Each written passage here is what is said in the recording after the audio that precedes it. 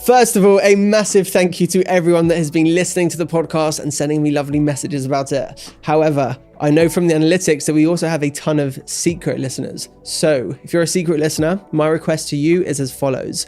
If you enjoy this episode, share it on LinkedIn or on Instagram and tag me. I would absolutely love to hear from you, and all feedback is always welcomed. On today's episode of Stamp Your Mark, I'll be speaking to Lucy Rout. Lucy is on a mission to reduce the stigma surrounding taking medication. Using her own experiences as a pancreatic cancer survivor and having to take around 20 tablets a day for her health, she created Tabuu, which makes thoughtfully designed, stylish pill cases for people to store and travel with their medication. This is a brilliant episode and I'm sure you're going to love it.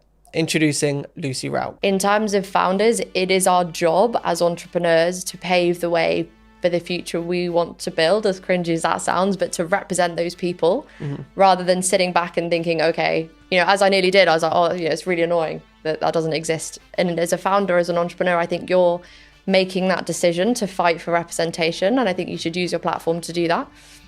In terms of HR, 100%, there's so much that can be done, standing up for people and just inviting and facilitating conversation. Yeah. And I think as well as people, calling things out when they're not right is just so unbelievably important.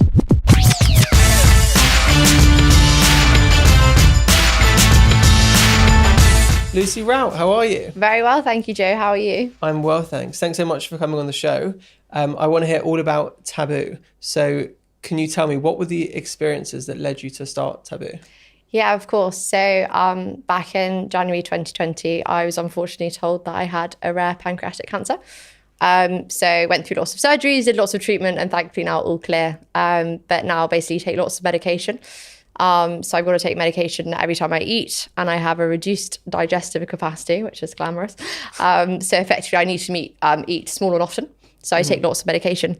And I effectively found myself feeling really anxious in social settings and really kind of worrying about what people might think, if they see tablets and ask questions and things. So I searched everywhere on the market for a beautifully designed, sustainable pill case and was really disappointed to find nothing on the market for people like me.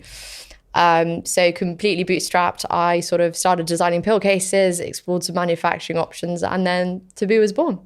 And at the time when you looked at what was out there, what did you find? Was it just a kind of plastic, flimsy? Yeah, plastic, very flimsy, sort of very medical in design. And I think those pill cases serve a wonderful purpose for lots of different people.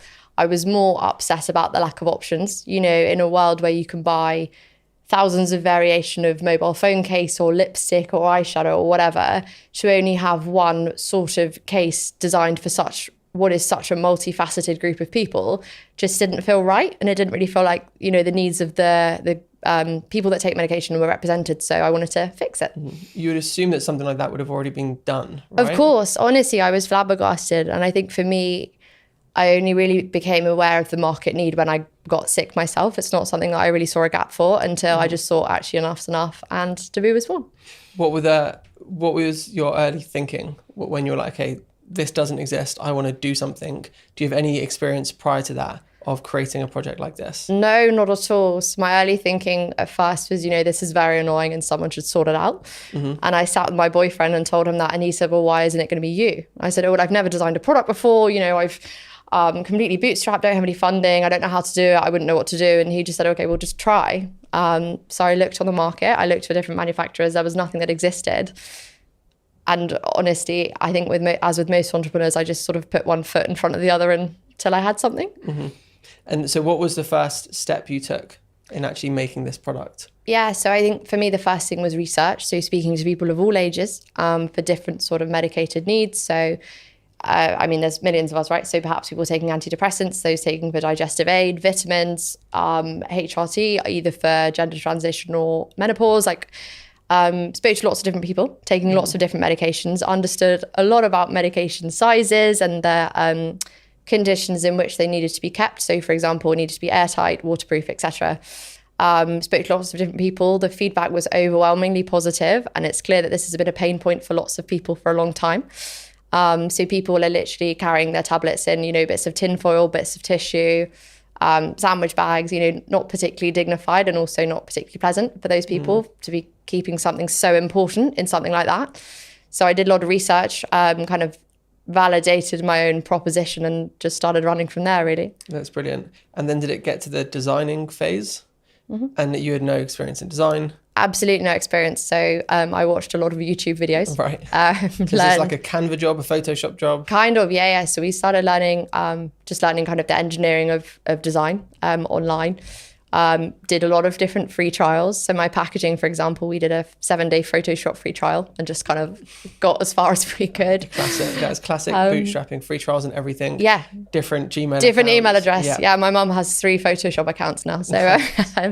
And what was some of the standout advice that you received at the time? I think the first best bit of advice I got was from my boyfriend, which was, just start. So I was like, but I don't have any funding, I don't have any experience. I've never done this before. What if people don't take it seriously? And he just said to me, just start. Don't obviously risk it all. Don't put huge amounts of risk at once, but just get going. I also got advice to speak to as many people as possible, which I found really helpful. Get as much feedback as you can. A lot of prototyping, which I think was really helpful. And another really good bit of advice I got from another entrepreneur was that, never be afraid to not know what you're doing, because none of us do. If we all never started a business for fear of never having done it before, then no businesses would ever exist, right? Yeah. So you just have to kind of go for it, seek support, ask for people's advice if you need it, and just ultimately back yourself because, It sounds like some really good advice in there. I've found that advice can be quite challenging sometimes because it always comes from a particular context of somebody who's made it and then thinks that you have the exact same kind of tools and context as them. And so the advice doesn't really apply. And so in some cases, just start the business could be great advice. But in other cases, you see people saying, no, you need a whole plan. Yeah. You need projections and forecasts and everything sorted. So was there an element of that where you were like, whoa, this feels like a lot, this feels overwhelming?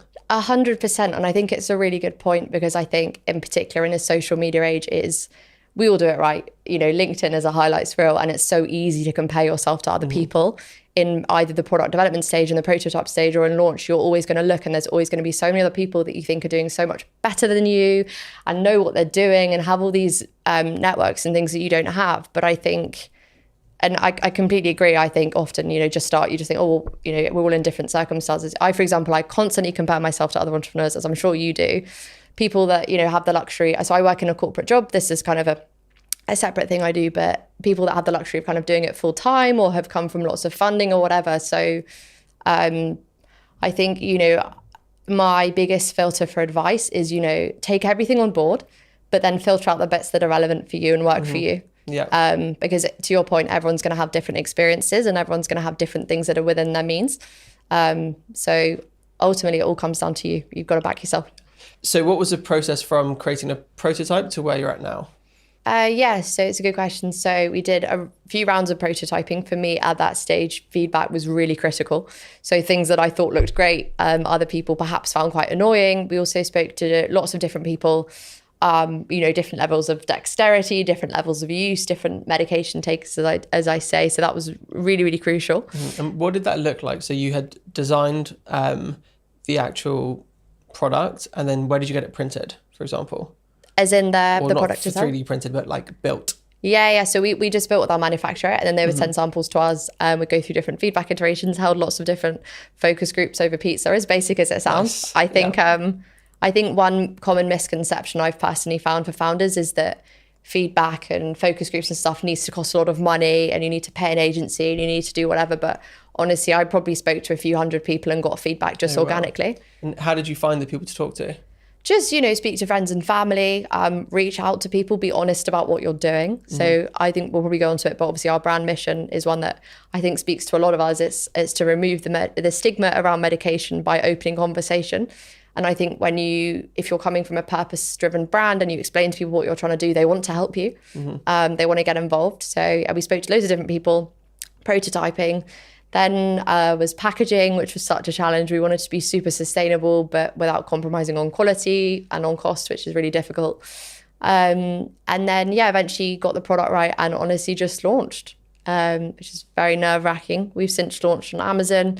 We're getting live on Superdrug next week, which is really exciting, and done some wholesaler work and some web stuff as well. But yeah, I'm really excited to watch this space. That's awesome. What have been some of the challenges then from going from this idea to this actual product that is selling on Amazon?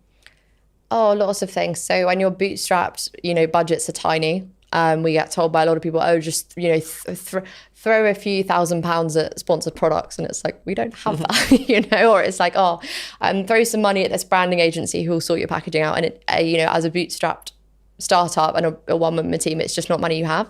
Yeah. So I think definitely funding. I haven't wanted to do a raise as of yet. I wanted to kind of keep bootstrapping and see how far I get. I'd also really say imposter syndrome. So, I really, for a while, struggled with finding my confidence and talking about my business and putting myself out there. And you'll know yourself as an entrepreneur, you have to really back yourself and really not be afraid to send the email or not be afraid to call the person and whatever. So I think, imposter syndrome, budgets, and just learning as I go. There is so much to learn. I don't feel like I've ever stopped learning. Just having the confidence to try and figure stuff out, really. Yeah. And so you've now created this business and you get to decide the pace at which it grows and ultimately how successful it becomes. Yeah. But you've also got a full-time job at a corporate company. Yeah. What are the main things that are different between the two in your experience? Yeah, it's a really good question. I think with a corporate company, I've got to the stage in my career where I'm confident in, at the end of my working day, I will close my laptop. I feel like, right, I've done a good job today. I'll close my laptop at the end of the day. Pardon me for hitting the microphone. And I will switch off. Whereas with a business, when it's your own, your own baby, your own money, you would have done all of this, I'm sure. It's almost impossible to do that. So at the weekend, you think you've done a good job. When we secured our superdrug.com listing, I was absolutely over the moon. And then I saw that a different brand had launched in Boots. And I was like, oh my goodness, okay, right, I need to spend my whole Saturday trying to, get better and trying to level up the business. And I think my first 3 months in particular, I really burnt myself out because I was just obsessing over so many things and working so hard. And I think with a corporate company, you're obviously passionate and you work really hard, but it's a very different proposition to when it's something that, it's yours. Which do you prefer? Honestly, I love both. I really love my job and I really love my business. I think with a business, it's your own money at stake and it's your own sort of thing. But I think for me, having the comfort of being able to work in a corporate as well is really great. Yeah. Would you recommend starting a business to somebody else? Definitely. But I would say take mitigated risk. So that's what I felt I did for me. I kept my job and I started a business. It's going well, which is amazing. But I would say 100% do it under the realms of A, mitigate your risk as much as you possibly can. And B, whilst also taking some, but B also don't be afraid to ask for feedback. Yeah. Get the feedback. One thing I've really learned though as well is, not everyone's going to understand or get your idea. And that's okay. Take the critique on board, understand where they're coming from, and then, change room, find some other rooms of people that do understand. Obviously, if you're getting the same feedback over and over again, then maybe start rethink and pivot. But I think, I'd 100% recommend it. It's been such an adventure. It's terrifying. I'm terrified every day, but I'm really grateful for going for it. Yeah, I think that last part's a solid piece of advice about finding your room. I remember I started a YouTube channel a few years ago where I was just vlogging about my daily life at uni. And one of my friends had a big social media following. And she said to me, stop posting and plastering these vlogs across Facebook. Yeah. Your friends love you, but they don't love vlogs. Like you've got to find the people that actually love this kind of content and they're not on your Facebook. Yeah. And that one small bit of advice was actually really powerful. And it's essentially what you said with the right room of people. I think it's really smart and it's just all about, as you say, finding your audience, but also, I'm sure when you posted your first YouTube video, you were semi-mortified. You were semi-like, oh my God, I don't know what people are going to think. I know, am I being embarrassing? No one else is doing this. And one bit of advice my boyfriend gave to me when I woke up one day, I was like, I don't know what I'm doing and I'm terrified and whatever it is. He said to me, firstly, no one knows what they're doing. I've completely forgotten the advice and it was really good advice, but it was like, no one knows what they're doing. But also, that's what he said. It's only scary because you don't feel that anyone else around you is doing it. And that for me really stuck because it's like, okay, I'm terrified and this is outside of the norm, but that's okay. And that really, really helped me. That's really nice. And you mentioned the challenge of comparison and comparing yourself to others. You got Superdrug, but somebody else got Boots. Yeah. So, you've got a full-time job, you've got this business as a side hustle that you're not working on full-time yet. When it comes to scrolling through LinkedIn, for example, and seeing all of these huge, £3, £4, £5 million raises by all these different companies. What's your view of that? Do you think, well, that could be me? Or do you think, you know what, I'm doing my own thing, I'm enjoying it?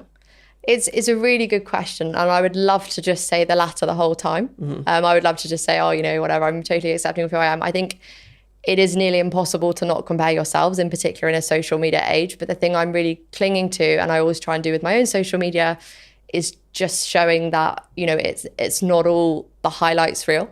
I had an op-ed, like an opinion piece with Forbes, and one of my friends sent it to me and was like, you know, what on earth? How has this happened? You know, what's going on? You've really got it together. And I sent her a voice note back saying, you know, I was crying yesterday because I was terrified about something and stock hadn't turned up and whatever. And I was sat in my living room packing boxes, and it's like this constant highlights reel. You know, I'm sure you've seen Forbes 30 under 30 came out this week. I'm 27 and I'm like, oh God, am I late or whatever? You know, like, it is this constant highlights reel, and you just have to every now and again check in with yourself and say, okay, am I proud of what I'm doing? You know, am I being kind? Am I working hard? And am I achieving what I want to be achieving? If the answer is no, then you pivot. If the answer is yes, then keep doing what you're doing. But I think it's a really good question, and I think comparison can be the thief of joy. You've just got to be proud of yourself and trust who you are. Talk to me more about the taboo around taking medication.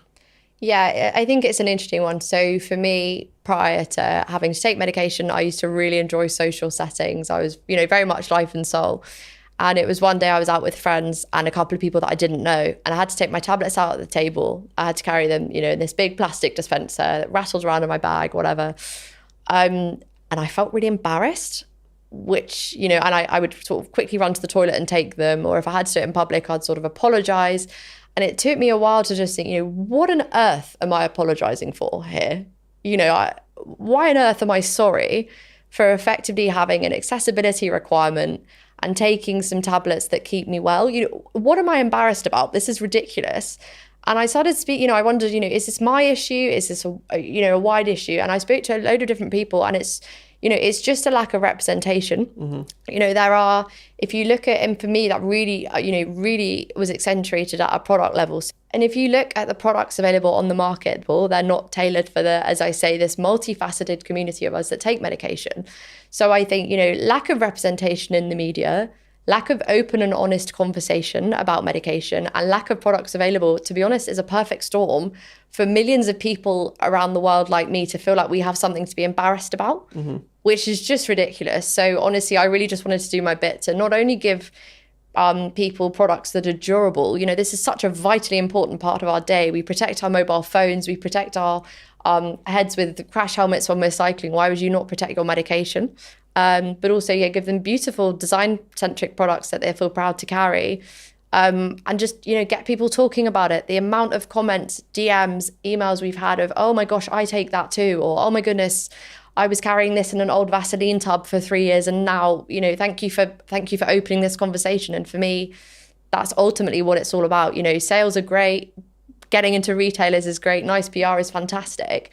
But to get a DM, you know, I had a DM, I'm going to get upset, but I had a DM from someone's mum the other day who said to me that her daughter had seen our brand. She takes a similar medication to me, has a similar scar to me, and she'd never felt so seen. And that for me trumps everything. And that is exactly what we're trying to do. And I think giving people representation and standing up for groups that are, you know, effectively, you know, not so represented in terms of, you know, the disabled community, that's what it's all about. And I think for me, the business is just the driving force of doing that.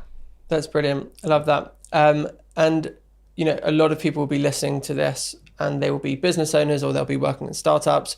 Do you think there are things that founders can do or that, you know, people in HR can do to help increase the acceptance and representation of this kind of thing at work?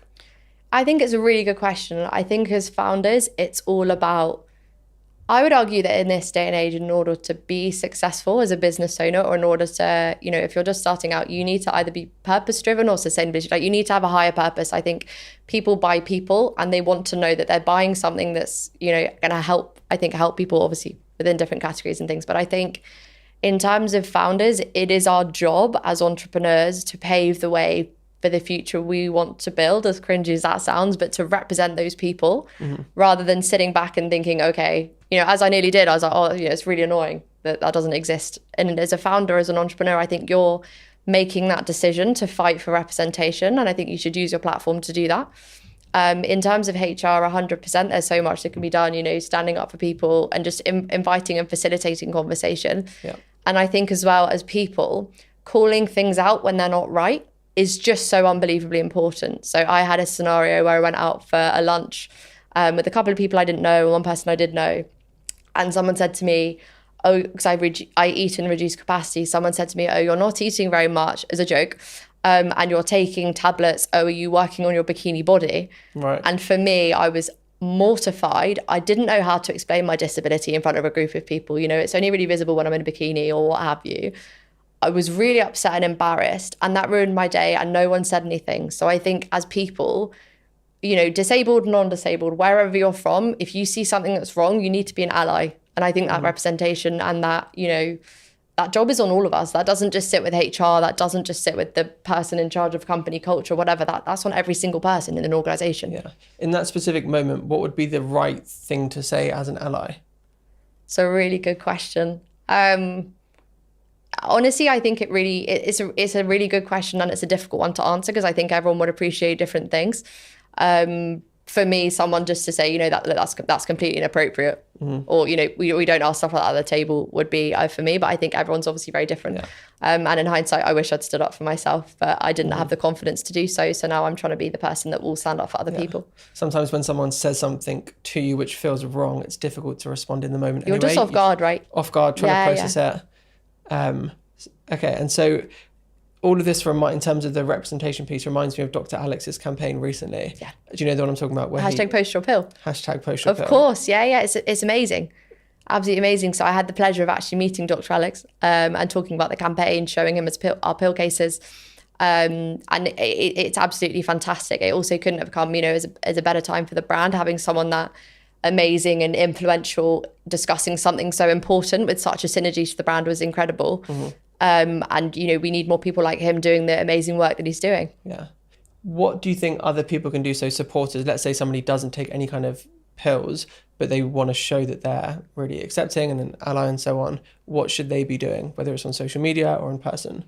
Yeah, it's a really good question. I think honestly, for me, often the most powerful messages don't need to be anything extreme. So, I've had it in the gym a couple of times, and I know that there's a lot of other people with disabilities like me that have had this. So I, in the gym, choose to work out in sort of a crop top and leggings. That's just how I work out. It's how I did it in my pre-disability body, and it's how I do it in my post. I also happen to have quite a few scars, and I've had a couple of people say to me, oh, I love how you're just owning it. Like, I love how you just got it out and you don't care and da-da-da. And I think that people think that sort of comment to a disabled person is a compliment. I'm really sorry, but that's not a compliment. This is my body. This isn't something, this isn't an outrageous tattoo that I've chosen to have. This is my body. This is what I look like. And I think by making those comments and, making people feel out of place, whether they're taking a tablet at a table, whether they're, have a disability, whatever that is, you're making a conscious choice to make that person feel out of place. And I know that often these things, people feel they're complimenting you, but it's not a compliment. So, they don't need to be extreme. It doesn't need to be following certain posts on social media. It's on all of us to be allies and create an accepting environment for everyone. Brilliant. I think a lot of our listeners will find that really helpful and useful. So going forward then, what are the plans for Tabuu? What's the plans for the business? World domination. World domination. No, of course. So we're UK at the moment. We do a lot across Europe, and we've had quite a lot of interest in the US. So we'd love to kind of take that further. Superdrug is a huge win, which I'm obviously so excited about. In conversation with a few other retailers as well. So looking to explore that space, and product development. So looking at, can't say too much, but looking at kind of different options as well to further develop the brand. And what will need to happen along that journey for you to get there? Is this going to be a case of you having to leave your job? You're going to have to start building out a team, potentially raise some cash? Yeah, honestly, I have no idea what the future holds. It all depends on kind of traction and the way things go. We've been live for 5 months, so still very, very early. But I'd say never to anything at this stage. And what advice would you have to other people who want to start a business but aren't sure if the kind of niche is big enough or if the problem is big enough? It's a really good question. I'd say homework. Do your homework, do your research, speak to people that you think are your customers, and also speak to people that you think would never buy your product. Understand why. Speak to people from, you know, different age groups, different backgrounds, etc. Not everyone is going to understand what you're doing. You know, I've had someone pick up my product once and say, oh, you know, that looks like a vape. I was like, okay, great. Other people think it looks great. So, you know, not everyone's going to get what you're doing, but get a really good sample size of feedback. And if you think what you're doing is right and you've, you know, had a bit of validation, then back yourself and go for it. Brilliant. And so the final question is about the legacy that you want to leave. So this podcast is called Stamp Your Mark. It's about the mark that we leave in the world. So what does that look like for you? I want that one day, everyone, so every person, you know, disabled, non-disabled, whatever background, will walk into a store and feel represented. So we'll walk into a store and think, oh, there's a product that someone has thought about me and my needs, and there it is on the shelf. So, you know, I'm a tiny pill case brand, whatever, but yeah, just make people feel represented, make people feel heard, and also educate people. You know, I'm absolutely far from perfect. We're all far from perfect. We all make mistakes. We could all be better in different situations, but help to educate others by sharing the experience, and also empower people to do what they believe in. You know, if there's a gap in the market and you think you've got a good idea, you've done some homework and you can get a 7-day free Photoshop trial, then have a go. You know, I think, what is the stat? 80% of startups fail. I might fail, who knows? Like, you're never going to know until you try. Yeah, I think that's it. Brilliant. I think a lot of people are going to find your story and your journey so far hugely inspiring. Thank you. So thank you so much for coming on the show. No worries. Thank you so much for having me.